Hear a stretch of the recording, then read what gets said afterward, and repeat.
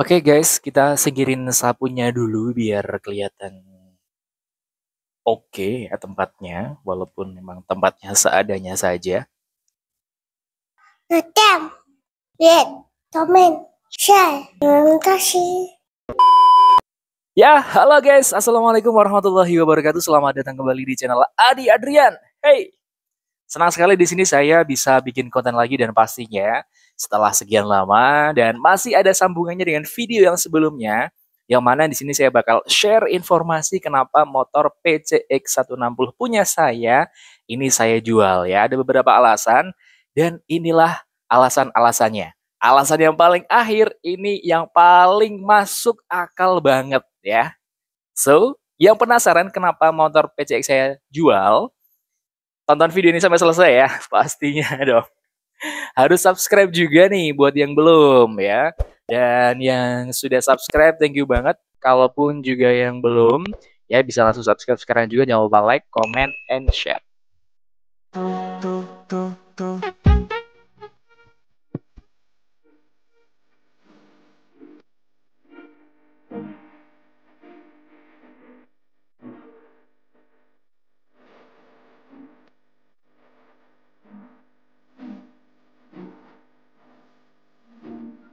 Guys, kalian tahu nggak? Padahal banyak sekali yang menyayangkan motor PCX saya itu saya jual ya. Kenapa? Karena motor PCX itu adalah salah satu motor yang paling diidam-idamkan semua orang ya.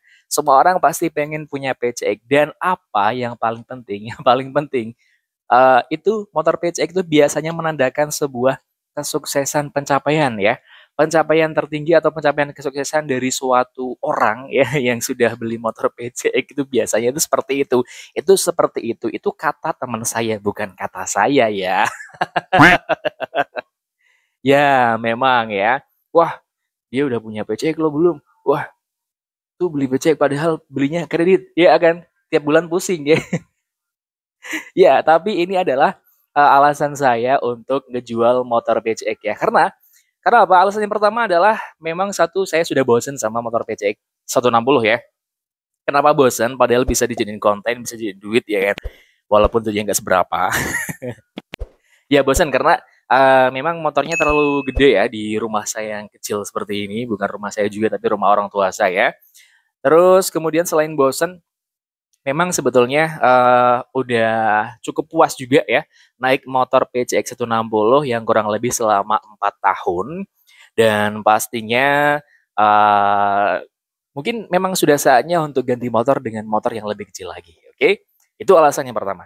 Terus kemudian alasan yang kedua ya, ini adalah banyak minusnya, sudah banyak minusnya. Sudah mulai muncul kelemahan-kelemahan motor BCX di antaranya adalah untuk minusnya atau kekurangannya.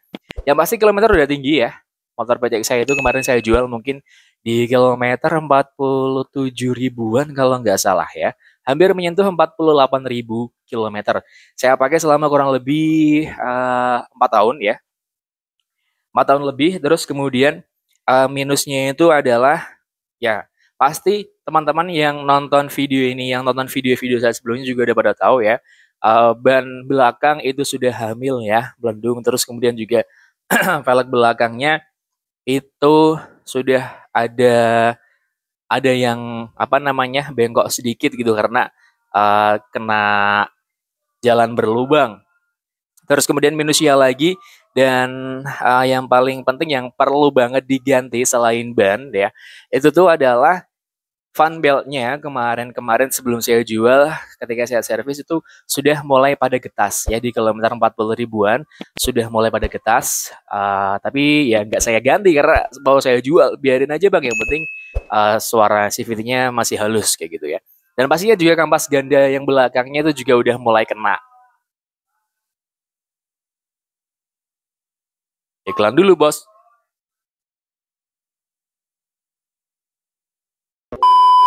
Oke lanjut. Sekarang ya selain tadi sampai kampas ganda ya. Kampas gandanya udah mulai tipis juga ya. Udah memang harus diganti juga untuk biar bisa lebih enak lagi ditarikannya. Terus selain itu lampu depan juga sudah getar ya. Terus kemudian apalagi ya minus ya kemarin ya. Kampas ganda, fan belt, terus juga ban sudah hamil. lampu. Udah sih, menurut saya itu aja sih minusnya sih ya. Paling itu aja.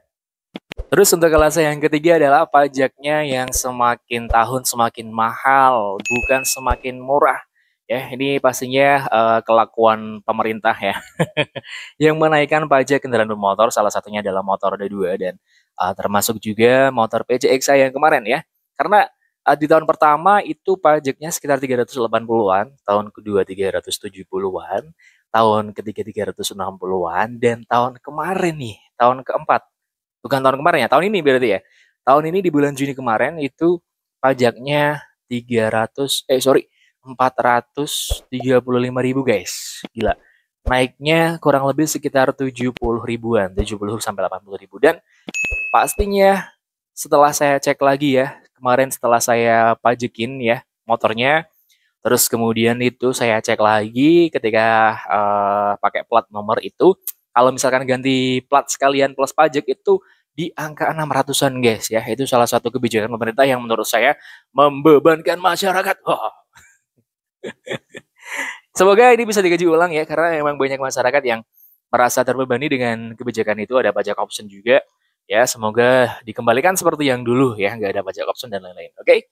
Dan ini nih alasan yang paling masuk akal. Alasan yang keempat adalah lagi BU alias butuh uang.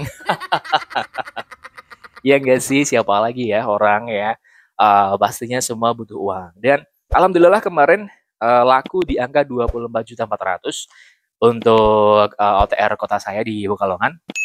Tapi apa namanya? Saya itu menjual ke maklar atau istilahnya itu bukan langsung ke pembeli, bukan langsung ke pemakai ya, tapi ke bakul alias penjual lagi. Jadi memang ya hitung-hitung ngasih rezeki ke orang lain juga ya.